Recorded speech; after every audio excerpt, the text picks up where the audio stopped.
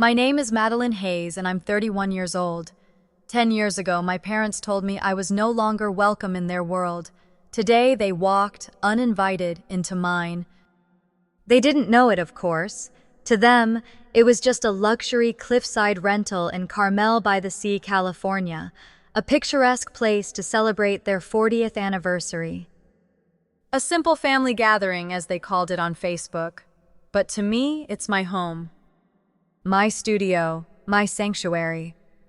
I stood at the edge of the property barefoot, hidden just beyond the bend in the cypress trees, watching them through the floor-to-ceiling windows like some strange living ghost.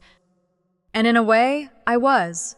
The last time I saw my family, I was 21, freshly disowned for turning down law school to chase light through a camera lens.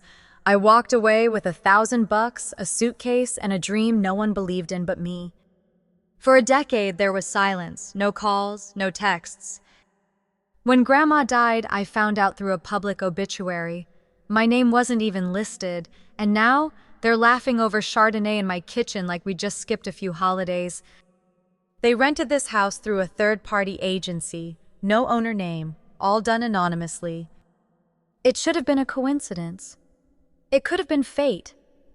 Either way, the moment I saw them step onto my deck, I knew one thing. I wasn't going to hide. I didn't shout, I didn't slam doors, I watched. I breathed, I waited. Tomorrow I would walk through that door. Not as the broken girl they left behind, but as the woman who rebuilt herself without them. But before I tell you what happened next, tell me this. What would you do if the people who erased you from their lives suddenly stepped into yours without even knowing it? Would you disappear again? Or would you finally take your place in the story? Drop a comment below, because tomorrow I write the ending they never saw coming. I wasn't born rebellious. I was born into tradition. In the Hayes family, every child came with a script. You would attend the right schools, major in the right subjects, marry the right person, and eventually settle into a life that looked good in the annual family Christmas card. Nathan played his part flawlessly, top of his class at Yale, clerked for a federal judge, now a partner with a townhouse in D.C. and a wife who made soufflé from scratch. Olivia? She was the family's modern twist, sorority president, married a venture capitalist, built an influencer brand around elevated domesticity, rose petal baths, and vintage kitchenware. And then there was me, Madeline Hayes, the middle child, the misfit. From the moment I picked up a camera at 13, one I'd rescued from the attic, I saw things they didn't. Light curling through shutters, wrinkles on my grandfather's hand, the way loneliness looked in crowded rooms. Photography wasn't just a hobby, it was how I understood the world. But to my parents, it was a phase at best, a betrayal at worst. "You have too much potential to waste on art," my father said, after catching me skipping Model UN to attend a street photography workshop. "Law is logical," my mother added, stirring her tea. "Art is for those who don't know what to do with their minds." So I complied. I aced the LSAT, got into Columbia Law, I wore the suits, took the notes, memorized the cases, but every night I took the long way home so I could photograph the city in motion. Taxi streaks, late-night diners, lovers arguing under neon. I started a secret blog, built a quiet following, sold my first print to a gallery in Soho under a pseudonym. Then came the scholarship offer, a full ride to an artist residency in Barcelona. It was my dream, and I said yes, without asking for permission. At the family dinner that followed, I handed my parents the letter. Clara scanned it once, folded it neatly, set it aside. "You're turning down Columbia for this?" My father didn't even speak. He simply stood up, walked away. By dessert, I was told I had 48 hours to vacate the guest house. "You can find your place in the world," my mother said, her voice calm and rehearsed, "but you won't find it under this roof." That was the last time I saw them, until now. And now they were inside my house, laughing, sipping wine, taking in the sunset view I'd cried under more nights than I could count. I didn't come back for them. But maybe, just maybe, it was time they saw the life I built when they stopped looking. I arrived in Los Angeles with exactly $1,020 in my checking account, 2 suitcases, and a second-hand Canon DSLR. I rented a room in a shared apartment with paper-thin walls, no AC, and 3 other women, 1 aspiring screenwriter, 1 yoga instructor, and 1 who never seemed to sleep. I didn't ask questions. We all had our secrets. By day, I worked the register at a downtown bookstore. By night, I served overpriced cocktails to finance bros in rooftop bars. But in the in-betweens, early mornings, late nights, lunch breaks, I chased light. I photographed everything: sidewalk cracks, fire escapes, faces on the metro. I built a portfolio out of fragments most people ignored. At first, no one cared. I submitted to galleries and got no response, applied for freelance gigs and got ghosted, offered free shoots and was still turned down. I remember one night I called home, just once, just to see. It rang and rang, no voicemail. No pickup. It felt like being erased in real time, but then came Marcus Lee, a wedding photographer whose assistant quit the night before a $100,000 Malibu ceremony. He posted a desperate ad on a freelancer board. I replied within 2 minutes. "Do you even know how to shoot in full sun?" he asked when I showed up, breathless, dressed in all black and clutching my gear.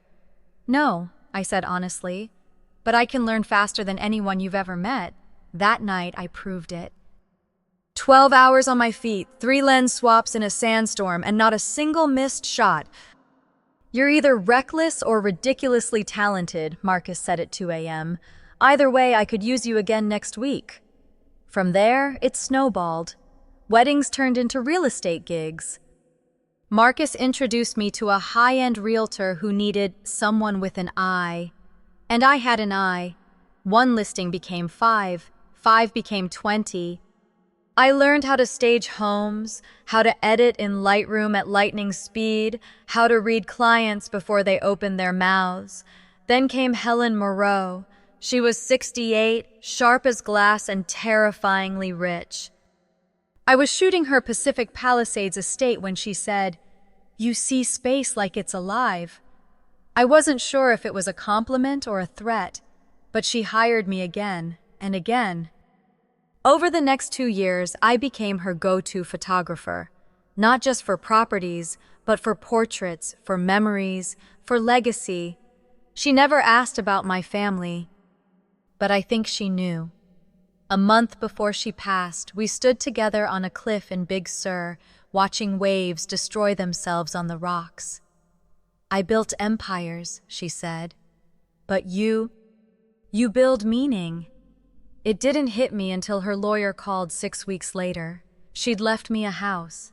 This house. Windward Cliff. 3 bedrooms, floor-to-ceiling glass, views of the Pacific that feel like freedom, and a note. "Madeline, make this place yours. And never apologize for where your passion took you." I cried for hours, not because of the gift, but because it came with belief. Something I hadn't felt from anyone in a long, long time. I moved into Windward Cliff on a foggy Tuesday in early spring. The air smelled like salt and eucalyptus, and the silence wrapped around me like a second skin. No roommates, no slammed cabinet doors. Just space and light and possibility. The first thing I did was convert the guest house into a studio, stripped it down, painted the walls white, installed blackout shades, turned the sunroom into a set space. Everything I'd once dreamed of in my shoebox apartment in Echo Park, I now had. But I didn't stop there. I rebranded. New website. New name, Hayes Vision. A nod to my family surname, yes, but also a quiet declaration. I see the world differently. Word spread fast. Helen's friends, Wealthy, powerful, influential, trusted her judgment more than any Yelp review. Soon I was shooting high-rise penthouses in San Francisco, vineyard estates in Napa, desert retreats in Joshua Tree. Clients flew me to Aspen and Miami. I learned how to board private jets without looking impressed. I photographed properties that had panic rooms and Picasso originals. I hired an assistant, then a retoucher, then a client relations manager. By 29, I had 5 full-time employees, 2 contractors, and more inquiries than I could handle. I was featured in Architectural Digest, then Elle Decor, then Forbes's 30 Under 30 Design Visionaries. But success didn't feel like vindication. It felt like coming home to myself. The girl who used to sneak into art museums with a fake student ID, she now consulted with interior designers on multi-million-dollar spaces. The young woman who cried over rejection emails, she now rejected clients who wouldn't respect creative boundaries. I wasn't chasing approval anymore. I was building legacy, and yet, on quiet nights, I still wondered if any of it would ever matter to the people who had once called me the family disgrace. Sometimes I'd imagine my mother stumbling across one of my published spreads. Would she recognize my style, my eye? Would my father, so obsessed with prestige, feel the flicker of regret? But those thoughts faded with the tide, because the truth was, I didn't need them to see me. I had already seen myself. And that was enough, or at least it was, until I saw the Instagram post, a photo of a sunset. Of my sunset. The unmistakable silhouette of Windward Cliff's deck railing in the foreground. Posted by Olivia Hayes.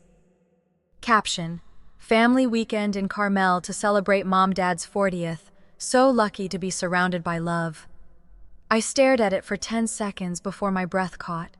They had rented my house.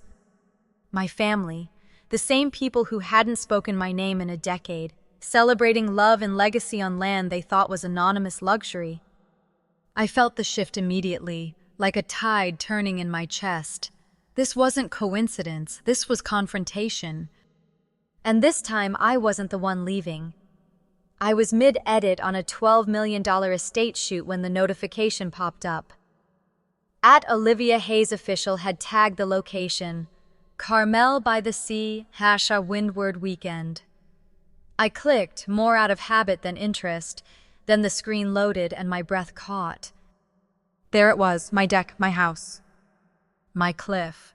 The sun-drenched terrace I'd spent weeks designing. The linen tablecloths I imported from Provence.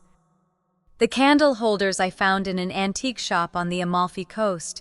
And at the center of it all, my family. Clara, my mother, in her signature ivory cashmere wrap, placing figs on a cheese board like a lifestyle shoot. William, my father, raising a glass with that same restrained smile he once gave to jurors. Nathan, effortless in loafers and inherited confidence. Olivia, phone in hand, taking slow-motion videos of her wine being poured, just enough for Instagram but never too real. They looked like they belonged there, like they'd always belonged, as if this house had always been theirs. I felt heat rise in my chest, confusion, fury, disbelief, then something colder, clarity. They didn't know. They had no idea that they were laughing, lounging, and living inside the very world they'd told me was impossible. They were standing on dreams they'd once crushed. I checked the property dashboard. Booking made through a luxury concierge I partnered with during off-seasons. Client name, Hayes Family. Special notes, family event. Quiet, respectful, no press. Irony at its finest. I picked up the phone and called Leona, my estate manager. "Did you know?" I asked, skipping the hello. "Know what?" she said, then paused. Oh God. "Madeline, Hayes like your Hayes?" My parents, my siblings. The entire Walker legacy, renting my house for their grand reunion. Oh my God. A beat. "Do you want me to cancel?" I stared out the window. I could have said yes. I could have vanished to Big Sur for the weekend, returned after they were gone, pretend it never happened. But then I remembered the years I spent convincing myself their silence didn't hurt, the birthdays I celebrated alone, the obituary that didn't list my name, the gallery opening where I hoped just once they'd show up, even in judgment. No, I said slowly. Let them stay. You sure? I'm coming tomorrow. Let's not warn them. She was quiet. Then, this is going to be epic. I ended the call. My hands were shaking. Not from fear, but anticipation. I paced the studio. Every step brought a memory. Olivia mocking my starving artist phase. Nathan suggesting I just apologize and get it over with. Clara adjusting my posture at every family dinner. William, the master of silent punishments. And now, they'd walked blindly into my territory. Not just any house, the house I built on ashes. The house that held my fight, my fire, my freedom. That night, I walked along the private beach below Windward Cliff. The waves crashed like applause. Moonlight shimmered off the wet sand like a spotlight waiting for its star. Tomorrow, I'd give them the show, not a scene, not a breakdown, but presence, power, poise. Let them toast to legacy. Let them pose for photos. Because in the morning, I'd step into their perfect frame and shatter the illusion with one simple truth. I own this. I always have. Before we get to what happened next, I've got to ask you something. Have you ever been in a room, virtual or real, where everyone pretended you didn't exist? Have you ever had to swallow your story just to keep peace? If so, drop a boistam in the comments. Because tomorrow they'll see me, and maybe you'll see yourself too. The plan was simple. Wait until lunchtime. They'd all be gathered on the back deck, drinking rosé, passing caprese skewers, pretending they were the American version of a European dynasty. I chose my outfit carefully. Sleek black jumpsuit, minimalist gold jewelry, hair in a high knot, professional. Sharp, unmistakably in control.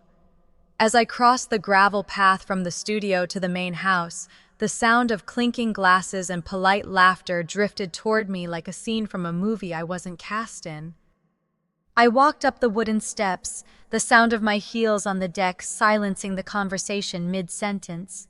12 faces turned toward me. Time froze. Clara was the first to react. The crystal flute in her hand slipped.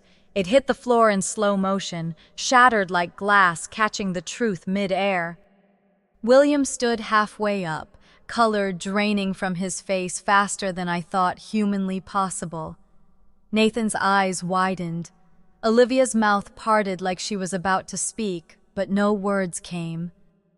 I didn't flinch. I didn't smile. I simply said, "I hope you're enjoying your stay." No one moved. Then Emma, my 13-year-old niece, stood up, confused, eyes darting between her parents and me. "Mom, who is that?" Silence. Dead. Heavy, unbearable silence. Clara found her voice first. "Madeline?" One word, like she'd seen a ghost, like she hoped saying it would make me vanish again. "I see you've made yourself comfortable," I said, my tone polite, professional, cut like glass. William took a slow breath. "How did you rented this house," I said. "Through elite coastal escapes. They manage my property when I travel." He blinked. "This is your house?" "It is," I nodded. "Gifted to me, fully paid off, including the view." Nathan stood. "Wait, you own Windward Cliff?" "Yes." Another silence, more brittle, more dangerous. Olivia set her wine down, still filming reflexively. "Why didn't you cancel if you knew we were coming?" "Because I wanted you to see it," I said evenly. "All of it. The stone you once rejected, the life you called a fantasy. I moved further onto the deck, claiming space that was always mine. I looked around. To your left is a kitchen I designed. To your right, a garden I planted. Upstairs, the gallery where Architectural Digest shot a 6-page spread. Clara sat slowly, as if her knees had forgotten how to hold her. William cleared his throat. Madeline, we didn't know. I know, I said. You never bothered to. Then Emma stood, walking toward me with wide eyes. Your Aunt Mattie? She whispered. The one who takes the cool pictures? My voice cracked, just for a second. Yeah, that's me, she smiled, ran up, and hugged me. And just like that, in the wreckage of judgment and silence and shattered champagne flutes, there was a spark of recognition, of truth, of beginning. That night, the house was quieter than I'd ever heard it. The sound of forks on plates was cautious. Conversations tiptoed around topics like landmines. No one mentioned the word daughter. No one mentioned me. After dinner, I slipped out to the kitchen for water. Nathan was already there, leaning against the marble counter, nursing a glass of scotch. You always did know how to make an entrance, he said without looking up. And you always knew how to stay silent, I replied, not unkindly. He sighed. I wanted to reach out. So many times, but what? Dad made it clear. You were out. He swirled the amber liquid. To bring you up was to question the brand, the image. I laughed, bitter and tired. So I became a PR liability? Pretty much. We sat in silence. Then he said quietly, You were right to leave. I stayed. And look at me. Dead eyes, 2 ulcers, and a marriage held together by non-disclosure clauses. I blinked. I thought you and Rachel were the golden couple. He snorted. We're golden in Christmas cards. Reality's another story. I wanted to feel triumphant. Instead, I just felt sad. Before I could reply, Olivia appeared in the doorway, silk robe, barefoot. Tense. Oh, look, she said, crossing her arms. The reunion within the reunion. I braced for a snarky comment. But instead, she sat down. I used to scroll your work, she said, surprising me. Secretly, I followed your travel series under a burner account. I didn't want Mom to see. I stared at her. Why? Because... Her voice cracked. You did it. You broke free, and I stayed.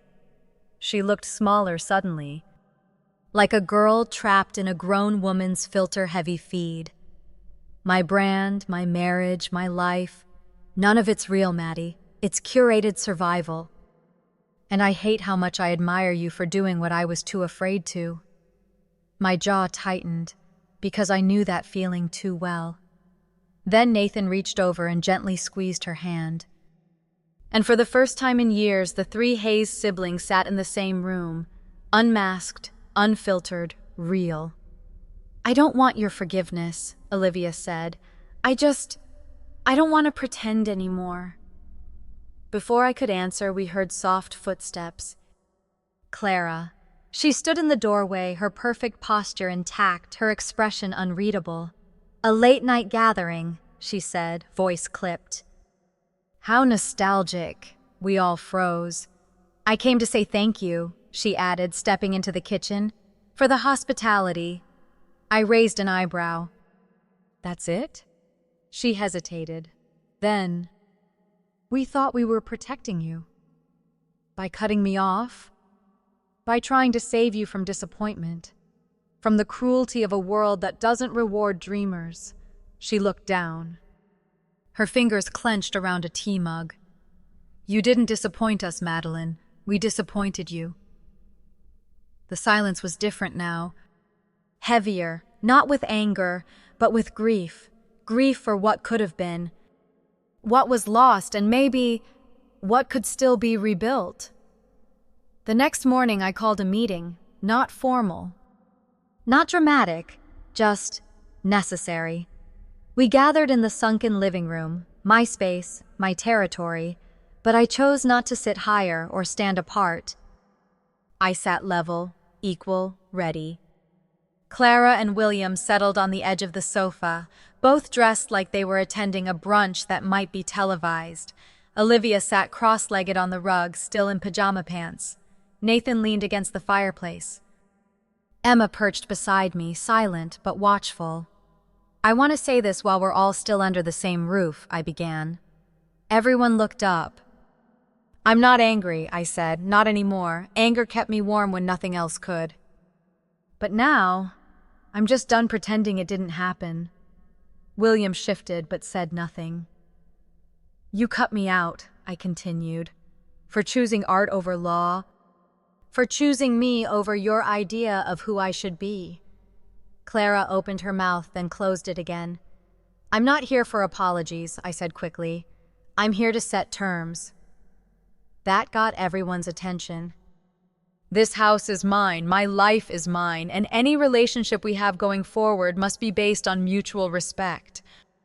No more pretending, no more rewriting history."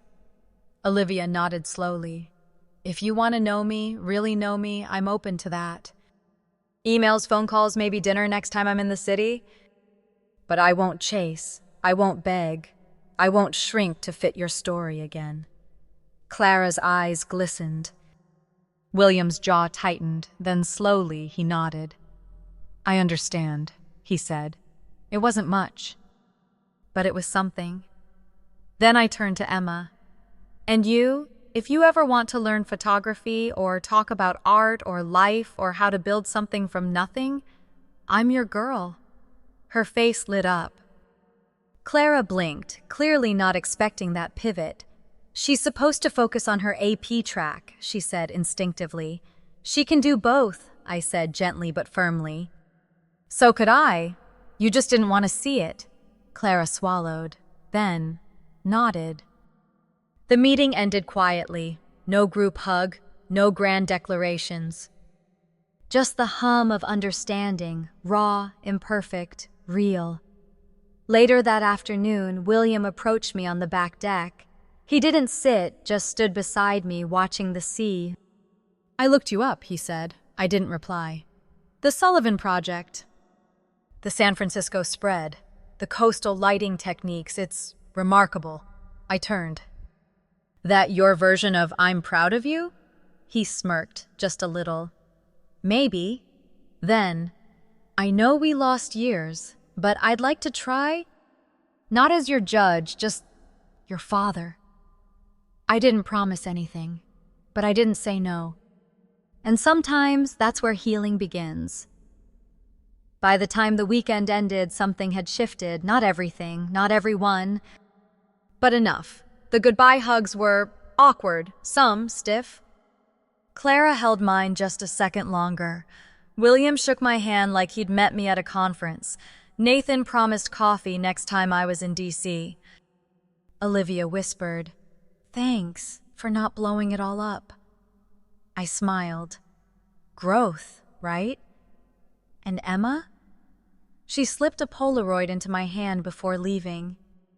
It was a shot she'd taken of the waves curling around my footprints.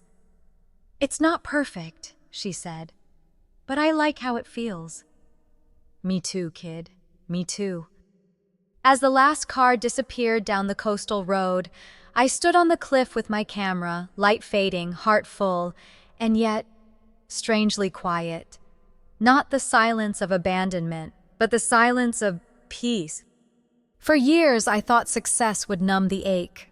I told myself, if I get published, if I buy property, if I make Forbes, then maybe they'll see me. But the truth, I had to see myself first. I built a life without them, not to prove a point, but because no one else was going to build it for me. And when they walked into that life unknowingly, it wasn't closure I craved. It was clarity. I didn't need their validation. I needed my own permission to stop waiting for it. So here's what I've learned. You don't have to forgive to move forward. You don't have to reopen old wounds to prove you've healed. You don't even have to rebuild every relationship. You just have to decide, where do I draw the line? Where do I open the door, and who gets to walk through? Because boundaries aren't walls. They're invitations with conditions. And family, sometimes it's not the people who raised you. It's the people who see you, who cheer when you finally stop shrinking.